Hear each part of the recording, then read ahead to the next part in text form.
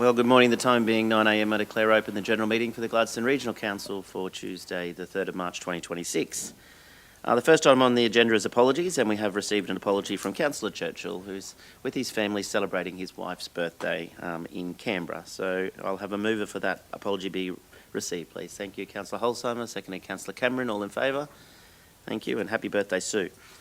Everybody else is in attendance. Our next item on the agenda is messages of condolence. And as I signalled last council meeting, I will be moving a condolence motion for Harold Harvey. I was saddened to hear of the passing of Harold. He'll be remembered not only as a devoted family man, but also someone who quietly contributed to the fabric of our community. His involvement with the Port Curtis Historical Society and the Calliope River Historical Village began in the 1980s, and he took on the role of president for many, many years in 1994. Harold and his wife were key figures in promoting both the village and the country markets for many years as well. Volunteers like Harold keep the history of the Gladstone region alive for future generations, and that is a lasting legacy. As a member of the Many Peaks Freemasons, Harold was also involved in fundraising for local charities as well. Harold lived a full life surrounded by family and community. Well, Harold Harvey. Any further messages of condolence? Next item on the agenda is prior notifications of conflicts of interest. Shelley? No prior notifications. Thank you. Councillors, any to raise from the floor? Excellent. We'll move to the next item on the agenda, which is G2.1, confirmation of the general meeting minutes for the 17th of February. A mover, please. Thank you, Councillor Patrick. Seconded, Councillor Cameron. All in favour?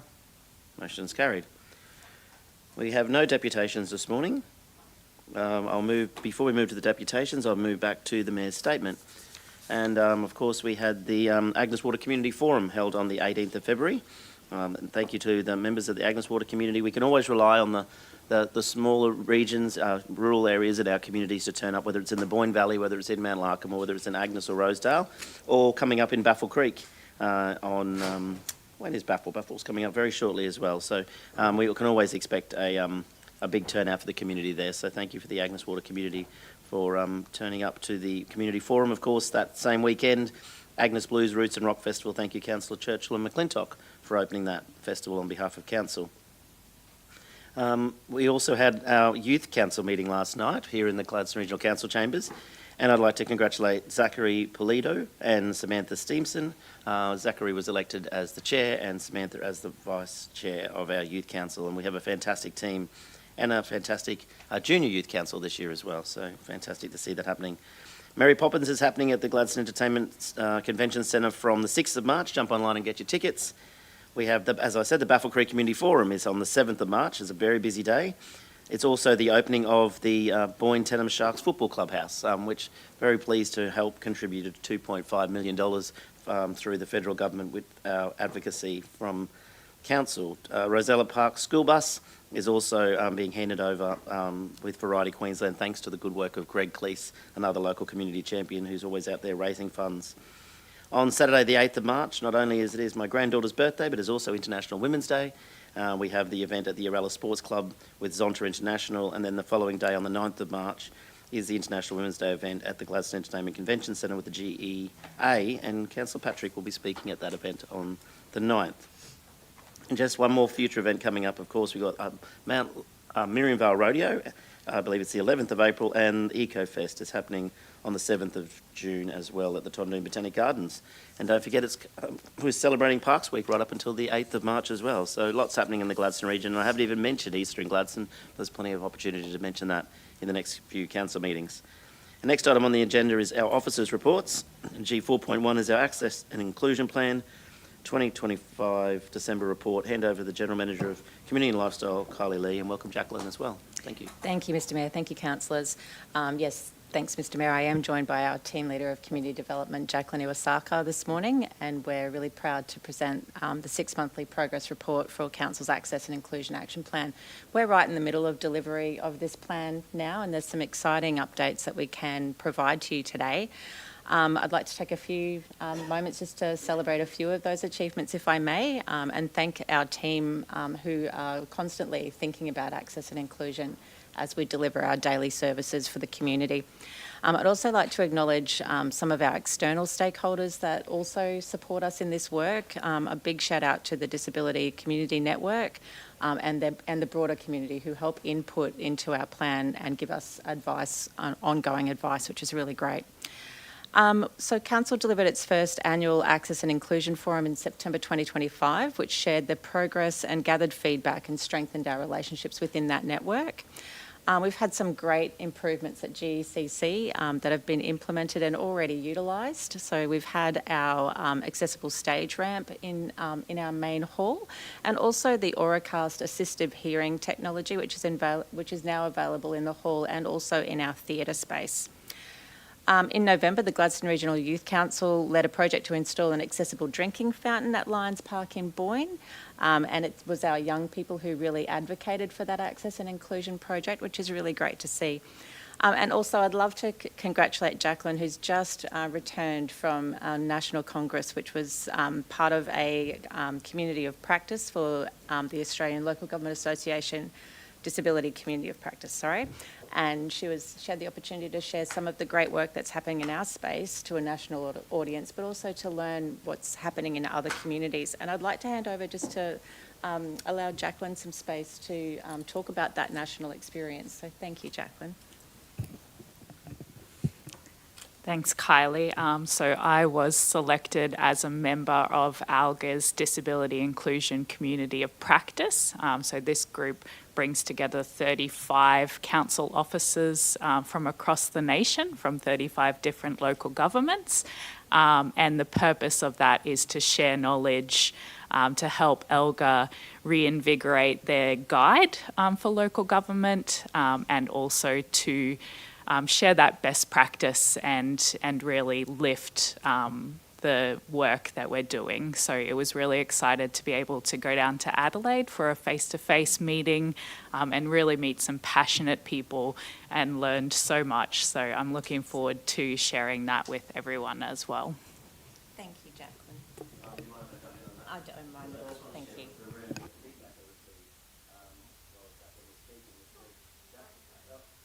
Feedback for those online regarding Jacqueline's presentation. Jacqueline is a superstar. Such a calm, measured, and insightful presentation represented Gladstone very well. Thank you. On a national level, I think that's pretty impressive. Thank you. Well, it is good work that the team have been doing, and it's come from a long way. It obviously began in the boardroom, but without our officers making it happen on the ground, it doesn't happen. And it's great to see now the councils around the nation are following the lead. Nice work. Thank you, Mr. Mayor. We invite any questions with regard to the report. That might be easy. Thank you. Moved Councillor McClintock. Seconded Councillor Davis. All in favour? Motion's carried. Thank you, Kylie. Thank you, Jacqueline. That was easy. G 4.2. Request to adopt and commence administrative amendment to the Gladstone Regional Council Planning Scheme. Hand over to the General Manager of Customer Experience, Kimberly Wilson, and welcome Tegan McDonald. Good morning, Mr. Mayor, councillors. Thank you. This one is an administrative error that's happened when we've adopted something in the past. So on the 4th of November, council decided to amend and adopt a minor amendment to the Gladstone Regional Council Planning Scheme.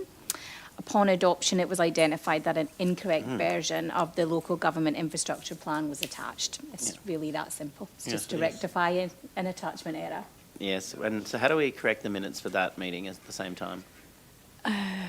Shelley? There needs to be at least... We don't correct the minutes. No, well, sorry. There needs to be at least an asterisk next to them to say a correct attachment for this.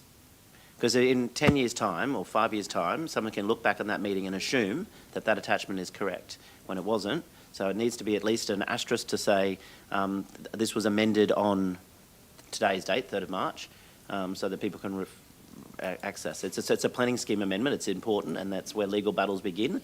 And you shouldn't be able to flick back through an old minutes and assume that what was adopted was correct. So there needs to be some kind of... You can't correct minutes, I get that, but there needs to be some kind of acknowledgement, star, asterisk, pointer to the correction that we're about to adopt, because we have to. So I'll leave that with the staff. You don't have to tell me how you're going to do it, but I want something on our website to identify that. Sure. The adoption of this now will supersede that previous resolution. Yeah, but no one's going looking in March 2026 for a resolution that was adopted in 2025. They Yeah. should be able to expect to read our minutes and assume that the attachment that we all thought was correct, well, sorry, Councillor McClintock didn't, because he was debating it at the time, is the correct attachment. So there needs to be, I feel, something in those minutes to say, please read in conjunction with this, a correct attachment for this report in 2026 March 3rd. I don't know. This doesn't happen ever, so Lisa, maybe? Yeah, I was just saying, perhaps can we take that on notice Yes, and come please. back Yeah. to you? Don't need to bring it back to the table, but I just want to show us one email how it's, because if I'm looking through the minutes of anywhere ever, I think, oh, there you go, I'll look at the attachment, there you go, there it is, it's in black and white. I'm not thinking I better skip ahead 4 months and see if they put the wrong attachment in. Right, thank you. Move, Councillor McClintock. Seconded, Councillor Wagner. Any further questions? Perfect. All in favour? Motion is carried. Thanks, team.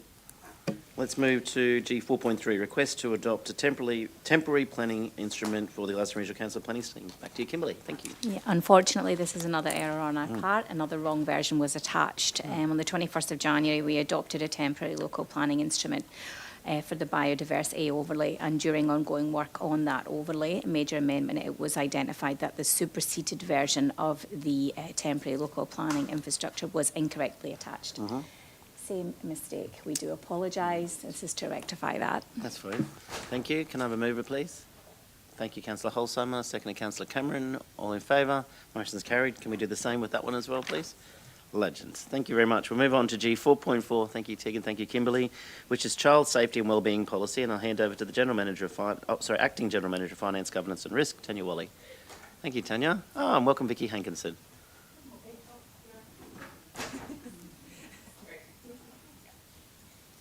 Morning, councillors. And yes, I'm here with the architect of the policy, our governance business partner, Vicky Hankinson. The Child Safe Organisations Act 2024 introduces 10 child safe standards for organisations in Queensland that provide services and spaces to children. As part of the implementation of the new legislation, council is required to adopt a policy which is presented to you today as a proposed child safety and wellbeing policy. The policy establishes Council's commitment to embedding the 10 child safe standards and the universal principle which relates to creating an environment in which Aboriginal and Torres Strait Islander children feel safe, included and valued. The legislation and proposed policy applies to councillors and workers, which includes employees, contractors, volunteers and any other individuals engaged to provide or assist with the provision of council services and facilities. The implementation of the Child Safe Organisations Act will include training and adjustments to our processes and practices when necessary. Along with the adoption of this policy, it is recommended that the existing Working with Children and Young People Blue Card strategic position policy be repealed. Thank you. All right, before I throw the councillors, often we're told in the boardroom if there's state legislation, we don't need a policy, so we get rid of policies because there's state legislation. Why are we creating a policy when there's state legislation? This legislation specifically provides for a policy, and the idea of the policy is to have a commitment from the most highest level of the organisation to the 10 standards and recognising the significance of the legislation. Okay. I've probably got a couple more questions, but I'll throw around the room. I think it's obviously very important, and I think the legislation's important. I'm just not sure. Anyway, I have questions. Councillor Holsheimer. Really important policy, I agree. As somebody who spent over 10 years in the child protection sector, I've often seen, though, even with policies, that it still doesn't stop harm happening to people that we may be responsible for. So I would love, and I know this probably has to be taken on notice, for it to come back for us to understand the areas that this actually touches in our business, those high-risk areas, and also what are maybe some of those gaps. Because for me, from that time that I worked in that space, it's all about the culture that we set within the organisation. So it sits with that HR side of it as well, because if we create a space where children are valued and there's nobody who turns a blind eye to that stuff and how we engage with children, then it actually really starts there. So I'd love to understand what this looks like in action and where we're actually at risk I suppose, at most risk as well. So Like all of our policies, it's just Yeah. the tip of the iceberg, Yeah. really. It just sets the scene. But Vicky can probably talk a little Yeah. bit to some of the areas that Please do, we've been yeah. working with. Yeah, so basically there's a whole lot of work that has to follow the adoption of the Okay. print of the policy. This policy under legislation is required to be adopted by all organisations that offer services to children. And we need to systematically go through our organisation, understand what our risks are, and then put in place the policy, the procedural content that is required to support the policy position. Yeah, so our HR team are very kindly dedicated some resources to doing the assessment of our organisation and then rolling out the requirements that help us meet these 10 standards. So a lot of work to be done in the background as after the adoption of this policy. Yeah, no doubt at all. yeah, And it'll be areas like our libraries, our gallery where we have children through, Tondoon Botanic Gardens, GECC. So a lot of our business will be affected. Phillip Street obviously will be affected by these 10 child safe standards. yeah, definitely. For Lisa, and then I'll go to Simon, then Councillor Patrick. It's a very good question, and I just wanted to highlight in the policy there, it lists out the related policies. There are so many of them. This is a conversation I've had with you regularly about what we want to do is integrate all of these things, because this is about how you treat people essentially, and there's a number of related policies at different stages. So we want to make it easy for our people to understand what's required of them without having to be able to quote 16 different policies. So some of the practicalities of that we're really conscious of and implementing. Okay, Councillor McClintock, then Councillor Patrick. Yes, Kylie, yep. Sorry, I'm not going to be on camera, but Councillor Holzheimer, just to answer that question, there's a community and lifestyle portfolio has the majority of child-related engagements. We're actually having a workshop with HR in middle of March. You'll find that a lot of this stuff is informally in our practice anyway. It's just aligning it with the 10 principles within the new standard and within the policy. So I can definitely bring back a report to a councillor information session to share what we're doing in those spaces with you. Councillor McClintock and Patrick. Yeah, I think Councillor Holzheimer's sort of touched on it, but probably to expand from there a little bit is my concern is when I read through this policy, it hasn't a date that we're going to have this up and going by. I'm a little bit probably concerned when I read through some of those changes and some of the unknowns, and I'm hearing even that was going to be my question is what is practically needing to be changed, what needs to happen. I know there's training that needs to be implemented, there's all sorts of stuff that comes along with this, and we're adopting a date that it will be all done by before we know what the work will look like.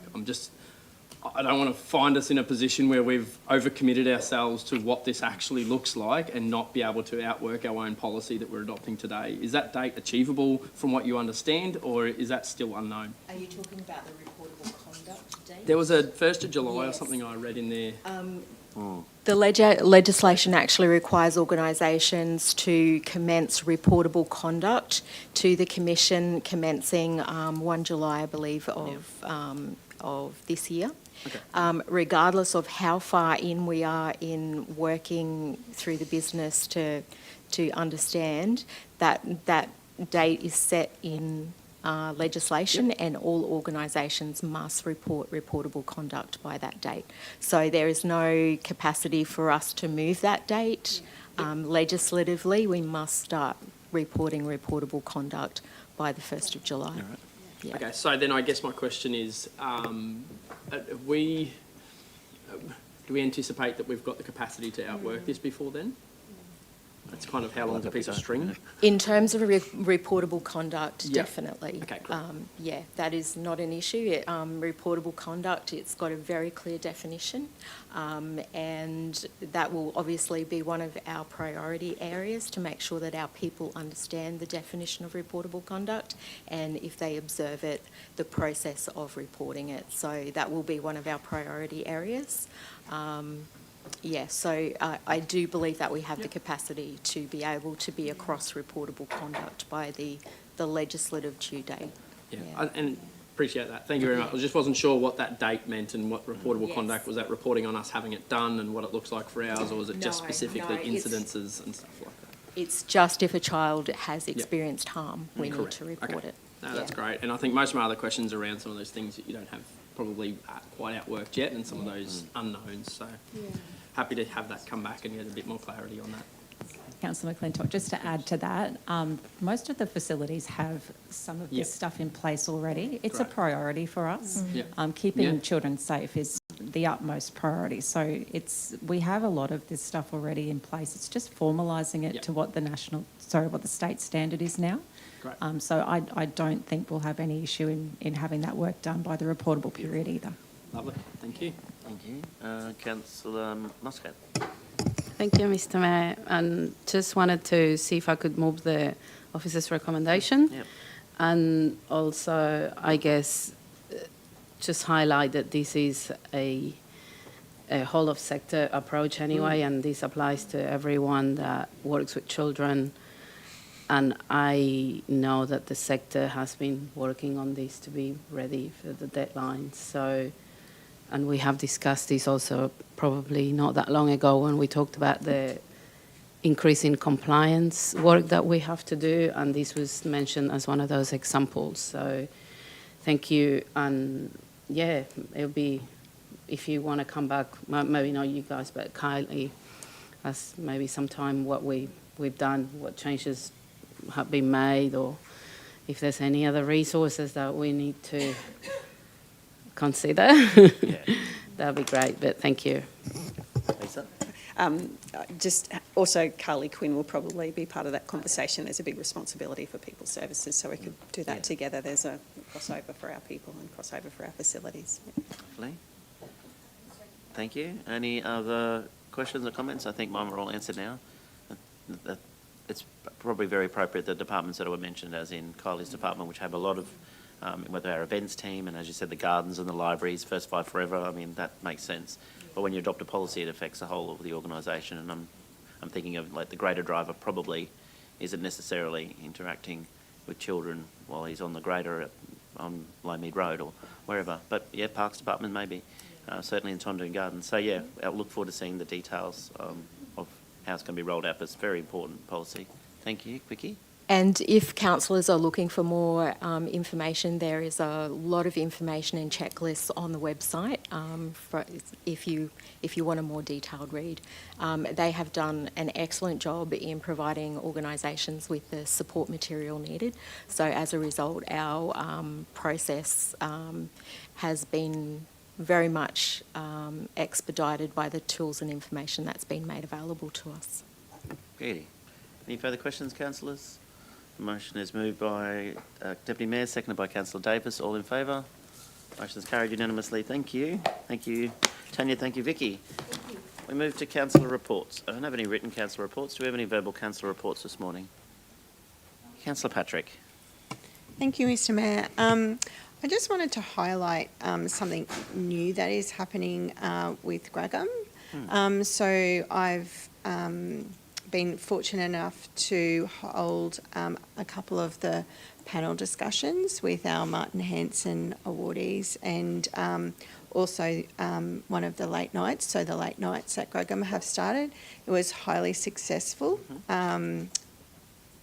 I think there were about 50 attendees at that one. Nice. So I just really wanted to thank Gregham staff and our volunteers for always making it such an enriching process to learn, discover and experience art within that area. So thanks. Thank you. Any further councillor reports? Yes, Deputy Mayor.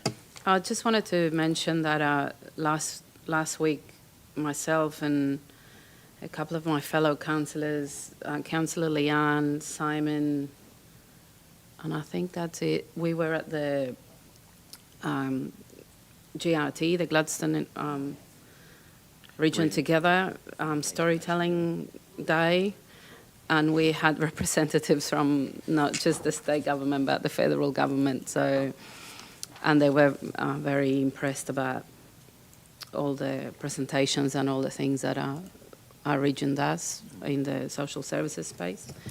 So yeah, that was very interesting, and we had a lot of staff members also attending, which also did presentations, including our youth council and Jacqueline through her role in the inclusive access and inclusion space. But yeah, we had youth councillors presenting as well. That was very good and well received. So just wanted to mention that. Thank you. Thank you. Further council reports? Well, just on the youth council, as I said, I attended the meeting last night, and it was very refreshing to hear one of the projects one of the members put forward would be a community garden. I think we had money in the budget last year for a community garden, but it didn't happen because wasn't taken up by the community. So maybe this year they'll be able to roll those funds over and let the youth council find a space where we can have a community garden. I think that would be fantastic. I know there is community gardens at like the CWA in Gladstone and places, but and there was a Calliope, and there still is. Well, yeah. It was at the Calliope Garden Club, but I haven't it's Garden seen Club. Garden Club, yeah. But a community garden would be fantastic in the city as well, or somewhere around the region. So good to see the Youth Council thinking out of the square, considering some of the other amazing projects they've already done. And lastly, before I close the meeting, I might as well mention Easter in Gladstone because I've got a couple of minutes. It is almost time for what is the biggest weekend or event in the Gladstone region. Obviously, we have the Brisbane to Gladstone Yacht Race, which is 78 years old this year, and nominations will be closing for that event very shortly, which of course we live stream on Good Friday morning at 10 a.m. On Good Friday, we also have the raft race. We also have the return of the street parade, and then of course the long lunch. So Good Friday is a busy day when half the country is probably closed. The Gladstone region is well and truly open, and Thursday night, the night before, is the Harbour Festival opening night with fireworks.